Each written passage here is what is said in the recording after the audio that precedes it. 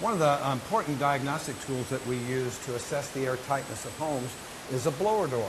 And one of the metrics that we use is try to determine how many air changes an hour or how many housefuls of air an hour is displaced as a result of air infiltration or exfiltration. One of the big issues we have with homes today is that they're generally pretty leaky. That means that we have to reheat housefuls of air in order to offset the energy loss due to air infiltration or exfiltration. And this device helps us measure how tight the house is, as well as helps us find some of the leaks. In general, there's this concept that especially new homes are getting tighter and tighter. But when we go out and measure large numbers of even newer homes, what we really see is the average may be reasonably tight. It's spread out over a huge range. So some homes are really, really tight and need better ventilation. Some homes are extremely loose and have to be air sealed. Even we find that on newer homes.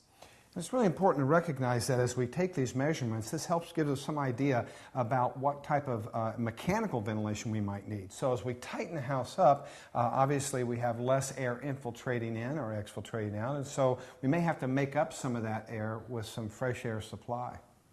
There's so many homeowner misconception about where the leaks in your home actually are located.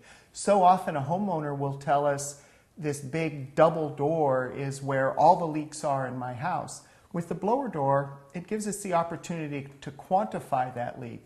We'll take a reading, we'll seal the location where the homeowner thinks the leak is, and we'll be able to say what percentage of total leakage is at that location, giving us really valuable tools to provide homeowner education and also helping us know where to seal. This blower door is really designed to have three basic components. We have a frame, we have the fan, and then we also have a manometer. And typically what we do is we'll depressurize, in some cases pressurize the house, but today we'll be depressurizing the house to about 50 pascals. Now a pascal is a metric unit of pressure. In America we use pounds per square inch, but the metric version of that are pascals. So when we depressurize, and the industry standard is about 50 pascals, we depressurize the house. That means we're going to suck air out of the house to a specific pressure drop. And basically 50 pascals is equal to about a 20-mile-an-hour wind blowing across the home. And so what we're trying to do is kind of artificially create this draft condition that a home might experience in a 20-mile-an-hour wind. Another thing that we use the blower door for is we use it in conjunction with our infrared cameras to quantify and locate the actual air leakage paths into the home.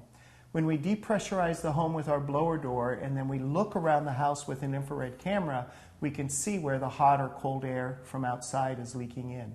So for example, if it's a cold day and it's colder outside than inside, as this blower door depressurizes the home, it's sucking air in through all the cracks and gaps. And all we have to simply do with the infrared camera is go around and find out where these temperatures are lower, and we can actually see the airflow moving through all the cracks and gaps. Helps us identify where those are at. Well, should we fire this up and see kind of what our measurements are for this house? Absolutely. While Rick is continuing to set up the test, I think it's important to maybe discuss a little bit about how you prepare the house for the test. Obviously, the first thing we want to make sure of is that our combustion appliances are under control and we don't have any backdrafting there.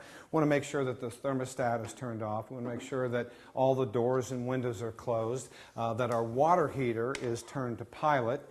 We want to make sure that all the bedroom doors or doors to all the major rooms of the house are open.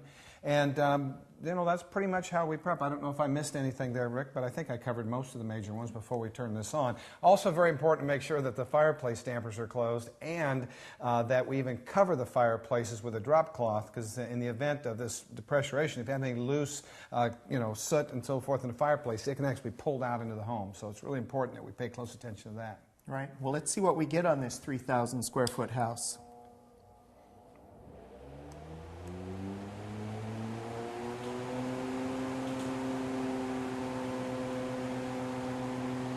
So we're around 4,300 CFM?